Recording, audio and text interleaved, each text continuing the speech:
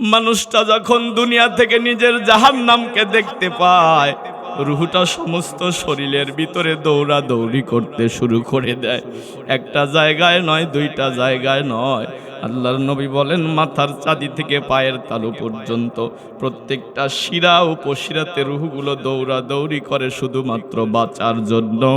কিন্তু আল্লাহ পাক বলেন, অন্নাজিআতি গরক, আমি ফেরেশতাদের পাঠালাম, ওরা এমন নাছরবান্দা, রুহটাকে ভিতরে হাত দিয়ে ধরে খপ করে ধরে টেনে হেসড়ে বের করে নিয়ে আসে।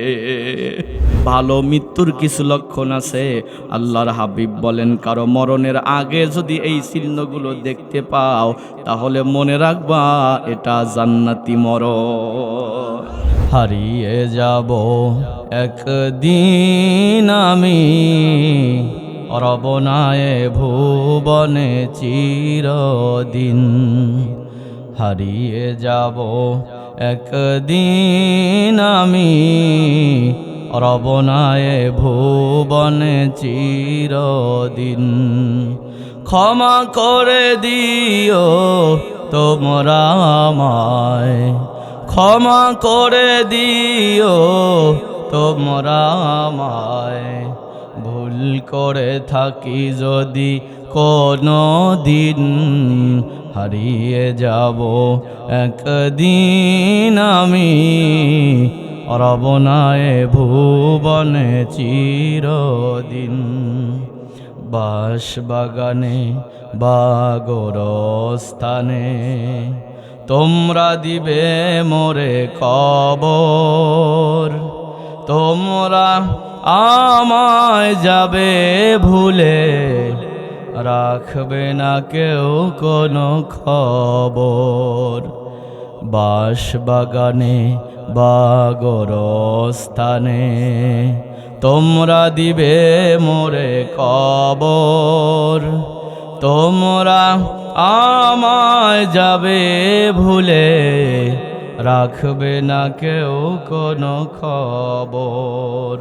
পড়বে কি মনে আমার কথা, পড়বে কি মনে আমার কথা, ফেলবে কি অশ্রু কোনো দিন, হারিয়ে যাব একদিন আমি রবনায়ে ভুবনে চিরদিন। ক্ষমা করে দিও তোমরা আমায়, ক্ষমা করে দিও তোমরা আমায়, ভুল করে থাকি যদি কোনো দিন, হারিয়ে যাব একদিন আমি রবনায়ে ভুবনে চিরদিন। ছোট্ট মাটির ঘরে আমার দেহ নিথর হয়ে পড়ে রবে, আধার কবরে আলোর প্রদীপ কেহ নাহি কভু জ্বালবে। ছোট্ট মাটির ঘরে আমার দেহ নিথর হয়ে পড়ে রবে, আধার কবরে আলোর প্রদীপ কেহ নাহি কভু জ্বালবে। থাকবে না কেউ জানি আমার পাশে, থাকবে না কেউ জানি আমার পাশে, কাটাবো একাকী রাত্রি দিন, হারিয়ে যাব একদিন আমি রবনায়ে ভুবনে চিরদিন। ক্ষমা করে দিও তোমরা আমায়, ক্ষমা করে দিও তোমরা আমায়, ভুল করে থাকি যদি কোনো দিন, হারিয়ে যাব একদিন আমি রবনায়ে ভুবনে চিরদিন। আপনারা জানেন আমি প্রত্যেকটা মাহফিলে কোনো না কোনো সূরার উপরে কথা বলি। মিসবাহ ভাইয়ের মসজিদে এসেছিলাম, ছোট্ট একটা সূরার উপরে কথা বলেছিলাম। সূরাটার নাম ছিল সূরা কাউসার, তাই না? আবার আমাদের আব্দুল আলিম ভাইয়ের ওই মহল্লাতে এসেছিলাম, ওখানে একটা সূরার উপরে কথা বলেছিলাম, সূরার নাম ছিল সূরা কাহাফ, তাই না ভাই? হ্যাঁ। আজকে আমি আপনাদের এখানে যেহেতু গোরস্থানের মাহফিল, কবরস্থানের মাহফিল, এজন্য আমি আপনাদের কোরআন হাদিস থেকে কিছু কথা বলার জন্য একটা সূরাকে আমি সিলেক্ট করেছি। সূরাটার নাম হলো সূরা আন-নাজিআহ। কি নাম বললাম? সূরা আন-নাজিআহ মহাগ্রন্থ আল কোরআনুল কারিমের ক্রমিক নং অনুযায়ী ৭৯ নং সূরা। রুকু আছে ২টা, আয়াত আছে ৪৬টা। সূরাটা হলো মাক্কি সূরা। এই সূরা থেকে আমি প্রথম ৫টা আয়াতে কারিমা তেলাওয়াত করেছি। আল্লাহ পাক যদি তৌফিক দান করে এর ওপরে কিছু কথা আমি আপনাদেরকে শোনাবো। সেই তৌফিক যেন আমার মহান মালিক আমাকে দান করে। আপনারা একটু পড়েন আমিন, আর একটু জোরে বলেন আমিন, আরো একবার বলেন আমিন। আলোচনার বিষয় হলো আজকে মৃত্যু নিয়ে। কি নিয়ে? মৃত্যু নিয়ে। মৃত্যু নিয়ে মহাগ্রন্থ আল কোরআনুল কারিমের ভিতরে আল্লাহ পাক প্রায় ৪০টারও অধিক আয়াত নাজিল করেছে। গোরস্থান, কবর ব্যাপারে কোরআনুল কারিমের ভিতরে প্রায় ৮টার অধিক আয়াত আছে কবর ব্যাপারে। মৃত্যু কি, এই ব্যাপারে আমরা কথা শুনব। আল্লাহ পাক মৃত্যুকে সৃষ্টি করে লক্ষ লক্ষ রশি দ্বারা বেঁধে আল্লাহ পাকের আরশের পাশে রেখেছিলেন। ফেরেশতারা যখন পাশ দিয়ে যায় দেখে যে এটা লক্ষ লক্ষ রশি দ্বারা বাঁধা, কিন্তু বিকট আওয়াজ করে। ফেরেশতারা ভয় পেয়ে গেলেন। আল্লাহ পাককে জিজ্ঞেস করলেন, রব্বুল আলামিন, আপনার আরশে আজিমের পাশে বেঁধে রেখেছেন লক্ষ লক্ষ রশি দ্বারা, এটা আমরা যখন পাশ দিয়ে যাই বিকট আওয়াজ করে, আমরা ভয় পেয়ে গেলাম। এটা মূলত কে এবং কি? আল্লাহ পাক বললেন, তার পরিচয় কি তোমরা আমার মুখ থেকে শুনবে নাকি তার মুখ থেকে শুনতে চাও? ফেরেশতারা বলল, রব্বুল আলামিন, তার মুখ থেকেই আমাদেরকে শুনিয়ে দেন। আল্লাহ রব্বুল আলামিন মৃত্যুকে সৃষ্টি করে লক্ষ লক্ষ রশি দ্বারা বেঁধে রেখেছিলেন আল্লাহ পাকের আরশের পাশে। ফেরেশতারা যখন আরশে আজিমের পাশ দিয়ে যায়, মৃত্যু আওয়াজ দেয়, বিকট একটা আওয়াজ দেয়। ফেরেশতারা ভয় পেয়ে গেছে। আল্লাহ পাককে জিজ্ঞেস করলেন, রব্বুল আলামিন, এটা কি? আল্লাহ পাক বললেন, এর নাম হলো মউত। ফেরেশতারা বললেন, আল্লাহ, মউত আবার কি? আল্লাহ বললেন, ফেরেশতারা, মউতের বর্ণনা আমি দেব না, মউত নিজেই তোমাদেরকে শোনায়া দিক। মউতকে আল্লাহ পাক বললেন, মরণ রে, তোমাকে সৃষ্টি করার পর থেকে অদ্যাবধি পর্যন্ত কোনোদিন কথা বলার হুকুম আমি দেইনি। আজকে কথা বলার অধিকার দিয়ে দিলাম, তুমি নিজের পরিচয়টা নিজে দিয়ে দাও। ওই দিন মৃত্যু ডাক দিয়ে বলে, কুল মাখলুকাত, আমি মরণ, আমি হলাম ওই জিনিসটা রাজাকে রাজপ্রাসাদ থেকে টাইনা টাইনা মাটির ঘরে নিয়ে যায়। আমি হলাম প্রাণময় স্বামীর কাছ থেকে প্রাণের স্ত্রীকে কেড়ে নিতে পারি। আমি বাবার কাছ থেকে সন্তানকে কেড়ে নেই, সন্তানের কাছ থেকে বাবাকে কেড়ে নেই। আমার হাত থেকে তোমরা কেউ রক্ষা পাবে না। মরণ এমন ভাবে নিজের বর্ণনা করেছে, তাফসিরে এসেছে সব ফেরেশতারা অজ্ঞান হয়ে গেছে। আল্লাহ পাক দীর্ঘ সময় পরে যখন ফেরেশতাদের জ্ঞান ফিরালেন, আজরাইলকে বললেন, আজরাইল, তোমাকে আমি এই মৃত্যু কন্ট্রোলের দায়িত্ব দিলাম। আজরাইল ডেকে বললেন, রব্বুল আলামিন, তার বয়ান শুনে আমি নিজেই তো অবাক হয়ে গেছি, অজ্ঞান হয়ে গেছি। আল্লাহ পাক ডেকে বললেন, আজরাইল, আমি মৃত্যুকে কন্ট্রোল করার দায়িত্ব তোমার হাতে দিয়ে দিলাম। তবে মৃত্যু যার যেখানে হবে, যে সময় হবে, নির্ধারিত সময়ে তোমাকে চিঠি লিখে দেয়া হবে। নির্ধারিত সময়ে তুমি তার জানটা কবজ করে নিয়ে এসো। আল্লাহ রব্বুল আলামিন এই জান কবজের সিস্টেমটা বর্ণনা করেছেন সূরা নাজিআর ভিতরে। আল্লাহ পাক বলেন, আন-নাজিআতি গরকা। এখানে আলেম ওলামারা আছেন, আমার কথা ভালো বুঝতে পারবেন। নাজাআ ইয়ানজাউ শব্দের অর্থ হলো টেনে হেসড়ে বের করা। আল্লাহ পাক কোন শব্দের শুরুতে যখন ওয়াও শব্দটা যুক্ত করে দেয়, তখন কসম বুঝায়, শপথ বুঝায়। আল্লাহ পাক বলেন কসম ওই দল ফেরেশতাদের যারা টেনে হেসড়ে মানুষের রুহটাকে বের করে নিয়ে আসে। দ্বিতীয় নম্বর আয়াতে বলেন অন্নাশিততি নাশত, কসম ওই দল ফেরেশতাদের, নাশাতা আয়ানশিতু অর্থ হলো প্রফুল্ল মন নিয়ে যারা কাজ করে। কসম ওই দল ফেরেশতাদের যারা উৎফুল্ল মন নিয়ে মানুষের রুহটাকে কবজ করে নিয়ে আসে। মুফাসসিরগণ এটার ব্যাখ্যা লিখেছেন, আল্লাহর হাবিব বলেন যখন কোনো মানুষের মৃত্যুর সময় উপস্থিত হয়ে যায়, যখন মৃত্যুর সময় কোনো মানুষের উপস্থিত হয়ে যায়, মানুষটা যদি বেঈমান হয়ে মৃত্যুবরণ করে, আল্লাহ পাক তার সামনে ফেরেশতাদের মাধ্যমে একটা জান্নাতের ছবি উঠায়া ধরে। বেঈমান যখন মৃত্যুবরণ করবে তার চোখের সামনে ফেরেশতারা জান্নাতের ছবি উঠায়া ধরে বলে, বন্ধুরে আল্লাহ বড় ভালোবেসে তোমাকে সৃষ্টি করেছিল আর তোমার জন্য এই জান্নাতের বাজেট করা ছিল। আপনারা জিজ্ঞেস করতে পারেন হুজুর জান্নাতের বাজেট আবার কবে করা হলো? পাক রূহের জগতে সব রূহগুলোকে একত্রিত করে জিজ্ঞেস করেছিল আলাস্তু বিরব্বিকুম, আমি কি তোমাদের প্রভু নই? সব রূহগুলো অকপটে স্বীকার করেছিল, ক্বালু বালা, হ্যাঁ আপনি আমাদের প্রভু। ওই দিন আল্লাহ পাক খুশি হয়ে প্রত্যেকটা রূহের জন্য একটা করে জান্নাত বানাইছে। কিন্তু মানুষটা যখন তার অপকর্মের কারণে, মানুষটা যখন তার পাপের কারণে, মানুষটা যখন তার গুনাহের কারণে জাহান্নামী হয়ে মৃত্যুবরণ করে, ফেরেশতারা জান্নাতের ছবিটা উঠায় ধরে বলে, বন্ধুরে বড় ভালোবেসে আল্লাহ তোমাকে সৃষ্টি করেছিল জান্নাত দিবে বলে, কিন্তু তুমি তোমার অপকর্মের কারণে এ জান্নাত তোমার কপাল থেকে ক্যান্সেল হয়ে গেছে। জান্নাতের ছবিটা সরায়া জাহান্নামের ছবিটা উঠায়া ধরে বলা হয়, বন্ধুরে এ জাহান্নাম তোমার বাসস্থান হয়েছে, মরতে দেরি হবে, জাহান্নামে ঢুকতে দেরি হবে না।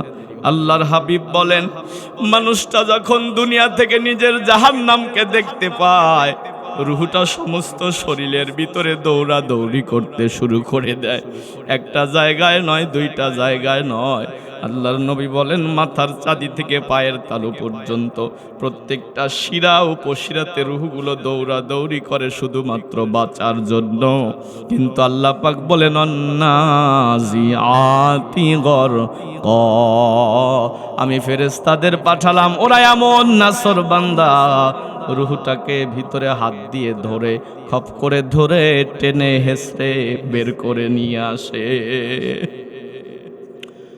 অপরদিকে যদি মুমিন বান্দার মৃত্যু হয়, ইমানদারের মৃত্যু যখন সন্নিক্ষণে এসে যায়, আল্লাহর হাবিব বলেন তার মরণের সময় একদল ফেরেশতা আসে, তার চোখের সামনে জাহান্নামের ছবি উঠায় ধরে বলে, বন্ধুরে তুমি যদি আল্লাহর হুকুমকে না মানতে জাহান্নাম তোমার বাসস্থান হয়ে যেত, কিন্তু তুমি যেহেতু আল্লাহকে মেনেছো, তুমি যেহেতু আল্লাহর হুকুমকে মেনেছো, জাহান্নাম তোমার কপাল থেকে ক্যান্সেল হয়ে গেছে।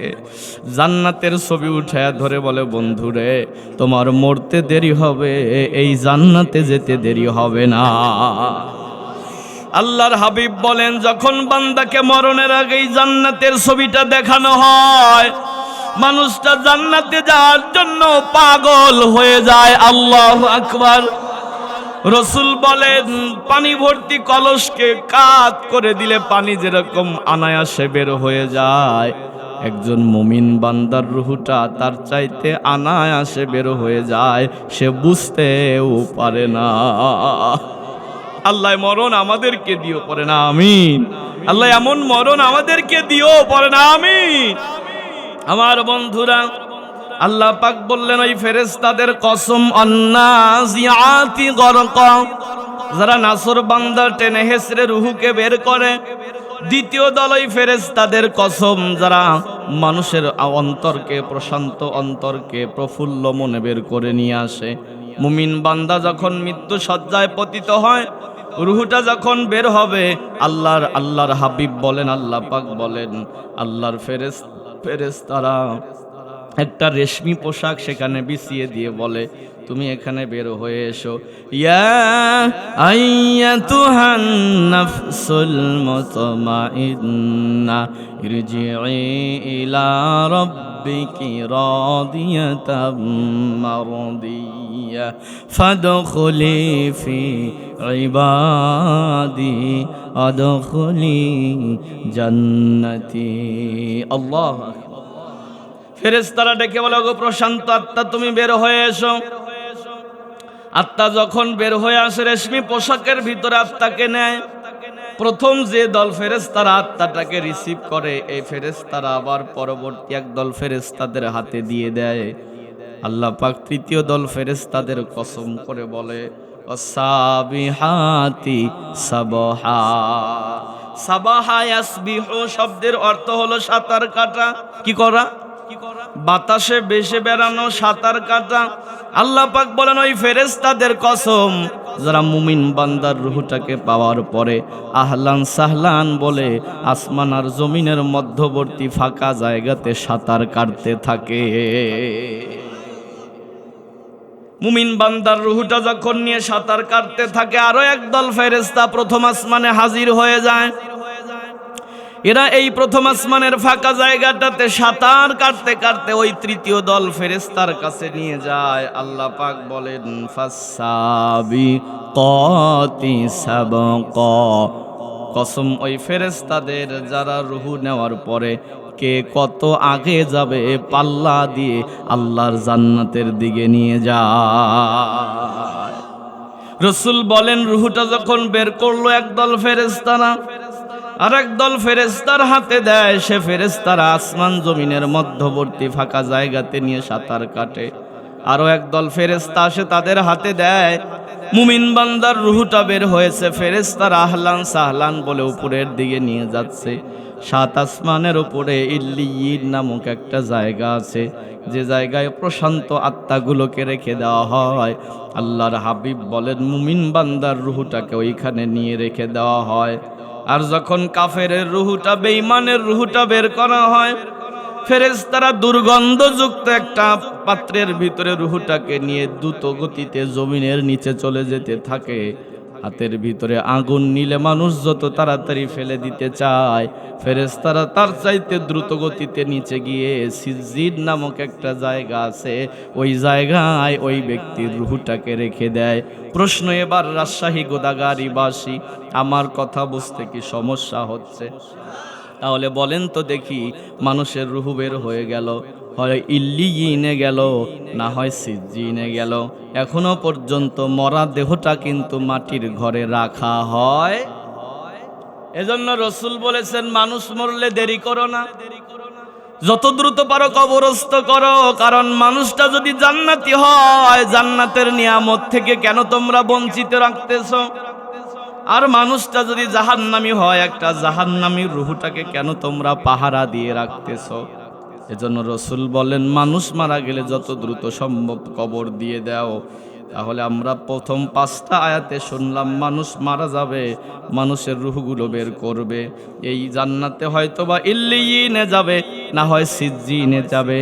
এবার কিছু আলামত বলি, কিছু লক্ষণ বলি। ভালো মৃত্যুর কিছু লক্ষণ আছে। আল্লাহর হাবিব বলেন, কারো মরণের আগে যদি এই চিহ্নগুলো দেখতে পাও, তাহলে মনে রাখবা এটা জান্নাতি মরণ।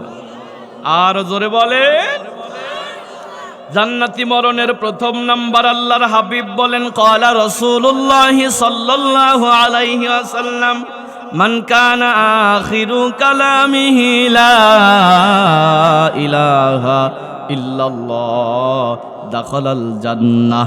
রাসূল বলেন, যার শেষ বাক্য হবে লা ইলাহা ইল্লাল্লাহ, সে জান্নাতে যাবে। আল্লাহ মরণের সময় আমাদের জবানে কালেমা জারি করে দিও, পড়ে না আমি। আল্লাহ, আমি মুসাফির মানুষ, দোয়া করে গেলাম, জানি না কখন ডাক চলে আসবে। মাওলা, মরণের সময় জবানে কালেমাটা জারি করে দিও। কারণ শেষ বাক্য যার ভালো হবে, শেষ বাক্য যার লা ইলাহা ইল্লাল্লাহ হবে, সে জান্নাতে যাবে। নবীজি বলেন, 2 নাম্বার নাসাই শরীফের হাদিস, আল্লাহর হাবিব বলেন, যখন ইমানদার ব্যক্তি মারা যায় মরণের সময় দেখবে তার কপাল ঘামাইতে থাকে। সুবহানাল্লাহ। এখানে অনেকে বসেছেন, মনে করেছেন, মনে পড়ে গেছে আব্বা যখন মারা গেল, আব্বার পাশে আপনি বসেছিলেন, হঠাৎ তাকিয়ে দেখেন আব্বার কপালে চিকন চিকন ঘাম বের হচ্ছিল। খেয়াল করে দেখেন, অনেকে আছে নিজের কোলের ভিতরে নিজের মা মারা গেছে, মা যখন শেষ মুহূর্তে এসেছে মায়ের কপালের ভিতরে চিকন চিকন কালো ঘাম বের হয়েছে। আপনি বারবার মুছে দিয়েছেন আর বলেছেন, মারে কেন তুমি ঘেমে যাও, আব্বা কেন আপনি ঘেমে যান। আল্লাহর হাবিব যখন শেষ নিঃশ্বাস ত্যাগ করবে, আম্মা জান আয়েশা সিদ্দিকা বলেন, নবীজি আমার কোলের ওপরে মাথা রেখে যখন শেষ নিঃশ্বাস ত্যাগ করবে, আমি তাকায় দেখি রসুলে পাকের কপালের ভিতরে চিকন চিকন ঘাম ঝরতেছে। আমি বারবার আমার ওড়না দিয়া নবী পাকের কপালটা মুছে দিলাম। আমি বললাম, ইয়া রাসূলুল্লাহ, কপাল কেন বারবার ঘেমে যায়? আমার পরক্ষণেই মনে হয়ে গেল মরার সময় কপালে চিকন ঘাম ঝরা এটা জান্নাতি মরণের লক্ষ্য। আপনি একটু হিসাব করে দেখেন, খেয়াল করে দেখেন, অনেক মানুষ মরার সময় নাক ঘেমে যায়, কপাল ঘেমে যায়, হয় না এমন? রাসূল বলেছেন, যার মরণের সময় কপাল দিয়ে চিকন ঘাম বের হয় এটা ভালো মৃত্যুর লক্ষণ। আল্লাহর হাবিব বলেন, তিরমিজি শরীফের হাদিস, রাসূল বলেন, ক্বালা রাসূলুল্লাহ সাল্লাল্লাহু আলাইহি ওয়াসাল্লাম, মা মিন মুসলিমিন ইয়ামুতু ইয়াউমাল জুমআতি আও লাইলাতাল জুমআতি। আল্লাহর হাবিব বলেন, কোন মুমিন যখন মারা যাবে, যদি সে জুমার রাতে অথবা জুমার দিনে মারা যায়, আমি রাসূল মনে করি তার কবরের আযাব হবে না। রাজশাহীবাসী জুমার রাত বলা হয় হলো বৃহস্পতিবার রাতকে, জুমার দিন বলা হয় হলো শুক্রবারের দিনকে। বৃহস্পতিবার সূর্যোদয়ের সূর্যাস্তের পর থেকে জুমার রাত শুরু হয়ে যায়, আর শুক্রবারের দিন থেকে মাগরিব পর্যন্ত জুমার দিন থাকে। নবীজি বলেন, কেউ যদি বৃহস্পতিবার রাত্রিতে অথবা শুক্রবার দিনের বেলাতে ইন্তেকাল করে, আল্লাহর হাবিব বলেন, আমি আশাবাদী আল্লাহ তার কবরে আযাব দিবে না। আল্লাহ জুমার দিনে আমাদেরকে মরণ দিয়ে পড়ে না। আমি একটু জোরে বলেন, মরতে হবে না বা মরতে হবে না, প্রস্তুতি তো দরকার আছে, এগুলো তো বলা দরকার। আল্লাহ আমাকে এই মরণটা দিও, যে মরণ বরণ করলে কবর ঘরে গেলে কবরের আযাব হবে না। আল্লাহ কবুল করো। 4 নাম্বার মুসলিম শরীফের হাদিস, আল্লাহর হাবিব বলেন, আমার সাহাবীরা তোমরা কি জানো শহীদ কারা? যারা শহীদ হবে তাদের কবরের আযাব মাফ হয়ে যায়। সাহাবায়ে কেরাম বললেন, মান কুতিলা ফি সাবিলিল্লাহ ফাহুয়া শাহীদ। হে রাসূল, যারা আল্লাহর রাস্তায় জীবন দেয় তারা শহীদ হয়ে যায়। নবী বললেন, তাহলে শহীদের সংখ্যা কমে গেল। মান কুতিলা ফি সাবিলিল্লাহ ফাহুয়া শাহীদ ওয়া মান মাতা ফি সাবিলিল্লাহ ফাহুয়া শাহীদ। কেউ যদি আল্লাহর রাস্তায় জীবন দেয় সে শহীদ হয়ে যায়। কেউ যদি আল্লাহর রাস্তায় বের হয়ে জ্বরে আক্রান্ত হয়েও মারা যায়, সেও শহীদি মরণ পায়। নবীজি বলেন, আমার কোন উম্মত যদি মহামারীতে মারা যায় সেও শহীদি মরণ পায়। কেউ যদি পেটের রোগে মারা যায় সে শাহাদাতের মর্যাদা পায়। বুখারী শরীফের হাদিস, রাসূল বলেন, আমার কোন উম্মত যদি দেয়াল ধসে মারা যায় আল্লাহ পাক তাকে শাহাদাতের মরণ দিয়ে দেয়। ইবনে মাজার হাদিস, নবীজি বলেন, আমার কোন উম্মতের মহিলা যদি পেটে বাচ্চা অবস্থায় মারা যায় অথবা সন্তান প্রসব করতে যায় মারা যায়, আল্লাহ তাকে শাহাদাতের মরণ দেয়। নাসাই শরীফের হাদিস, রাসূল বলেন, আমার কোন উম্মতের যদি বিস্ফোরা হয়েছে, বিষের আঘাতে মারা যায়, বিস্ফোরা হয়েছে, আমাদের গ্রাম্য ভাষায় বলে বিস্ফোট। রাসূল বলেন, বিস্ফোরা যদি কারো হয় আর বিষের আঘাতে যদি মারা যায়, আল্লাহ পাক তাকেও শাহাদাতের মর্যাদা দিয়ে দেয়। আল্লাহর হাবিব বলেন, নাসাই শরীফের হাদিস, আমার কোন উম্মত যদি আগুনে পুড়ে মারা যায় আল্লাহ তাকে শাহাদাতের মর্যাদা দান করে দেয়। তবু কেউ যদি আত্মহত্যা করে সে কিন্তু সরাসরি জাহান্নামে যাবে। নবী বলেন, কেউ যদি পাহাড় থেকে লাফ দিয়ে মারা যায়, কেউ যদি বিষ পান করে মারা যায়, কেউ যদি আত্মহত্যা করে মারা যায় সে সরাসরি জাহান্নামে যায়, তার জানাজাও নাই, মুসলমানদের কবরস্থানে তাকে কবর দেওয়ার নিয়ম নাই। এখন রাজশাহীবাসী বলেন তো, আপনাদের এলাকাতে যারা আত্মহত্যা করে আমরা কি জানাজা করি? কবরস্থানে কি কবর দেই? আমি হাদিসটা কেন শুনলাম? আমি যুবককে বলবো, এ যুবক, তুমি তোমার মায়ের স্বপ্নের জাদুঘর, সামান্য বাবার কথাতে রাগ করে তুমি যদি আত্মহত্যা করো তোমার দুনিয়াও শেষ, আখেরাতও। আমি আমার বোনকে বলবো, বোন রে, তোমার পিছনে তোমার মা বাবার শ্রম আছে, হাজারো স্বপ্ন আছে, সামান্য কারণে রাগকে কন্ট্রোল করতে না পেরে আত্মহত্যা করেছো, দুনিয়াও শেষ, আখেরাতও। আল্লাহ যদি চায় কাউকে মাফ করে দিতে পারে সেটা ভিন্ন কথা। চলে যাচ্ছি, ভালো মৃত্যুর 9 নম্বর লক্ষণ হলো, আল্লাহর হাবিব বলেন, আমার কোন উম্মত যদি সম্পদ রক্ষা করতে যে মারা যায়, ঘরের মধ্যে চোর ঢুকেছে, সম্পদ নিয়ে যাচ্ছে, চোরের সাথে কারাকারি করতে যায়, চোর একটা ফোঁস মেরে দিয়েছে, লোকটা মারা গেছে, রসুল বলেন আমার কোনো উম্মত যদি সম্পদ রক্ষা করতে যায় মারা যায়, আল্লাহ তাকেও শাহাদাতের মৃত্যু দিয়ে দেয়। নাসাই শরীফের হাদিস, আল্লাহর হাবিব বলেন, আমার কোন উম্মত যদি পরিবার রক্ষা করতে গিয়ে মারা যায়, স্ত্রী পুত্র সন্তানাদি রক্ষা করতে মারা যায়, আল্লাহ পাক তাকেও শাহাদাতের মরণ দেয়। নাসাই শরীফের হাদিস, নবীজি বলেন, ইসলামের ওপরে আঘাত এসেছে, নবীর ইজ্জতের ওপরে আঘাত এসেছে, ইসলামের কথা বলতে গেছে, সত্যের কথা বলতে গেছে, হকের কথা বলতে গেছে, নবীর ইজ্জতের ওপর আঘাত এসেছে, প্রতিবাদ করতে গেছে। আল্লাহর হাবিব বলেন, এমন অবস্থায় যদি কারো মরণ হয়, সত্যের পক্ষে ন্যায়ের পক্ষে থাকতে গিয়ে যদি কারো মরণ বরণ হয়, আল্লাহ তাকেও শাহাদাতের মর্যাদা দিয়ে দেয়। আমার বাপজি, আল্লাহর হাবিব আরো বলেন, আমার উম্মতেরা নিজের প্রাণ রক্ষা করতে গিয়ে যদি নিহত হয়ে যায়, আল্লাহ তাকেও শহীদি মরণ দেয়। আমার উম্মত যদি জুলুম প্রতিহত করতে গিয়ে মারা যায়, তাকেও আল্লাহ শাহাদাতের মর্যাদা দেয়। রসুল বলেন, 14 নাম্বার হলো, আল্লাহর রাস্তায় কেউ যদি কোনো কিছু দান করেছে অথবা এক রাত আল্লাহর রাস্তায় পাহারা দিয়েছে, এ অবস্থায় তার যদি মরণ হয়, 1 মাস রোজা আর রাতে তাহাজ্জুদ পড়লে যে সওয়াব, আল্লাহ ওই সওয়াব তার আমল নামায় দিয়ে দেয়। নবীজি বলেন, ভালো মৃত্যুর আরো একটা লক্ষণ হলো, সদাকা করার পর যদি কেউ মারা যায় সে জান্নাতি মরণ পায়। জুমার দিনে মসজিদে গেছে, জুমার নামাজ পড়েছে, কয়েক টাকা আল্লাহর রাস্তায় দিয়েছে, কারো সাথে কটু কথা বলেনি, আস্তে করে বাসায় চলে এসেছে, আবার মারাও গেছে, এমন হয় কি না? নবী বলেন, যার শেষ আমল ভালো হয়, যে ভালো আমল করার পরে খারাপ আমল করার আগে মারা যায়, তোমরা মনে রাখবা ওটা হলো জান্নাতি মরণ। ভালো আমল করার পরে খারাপ আমল করার আগে, ভালো আমলই তার শেষ আমল। ভালো একটা কাজ করেছে, খারাপ কাজটা, খারাপ কোনো কাজ করার আগে মারা গেছে, রসুল বলেন এটা ভালো মরণ, আল্লাহ পাক তার কবরে আযাব দিবে না। বলেন সুবহান।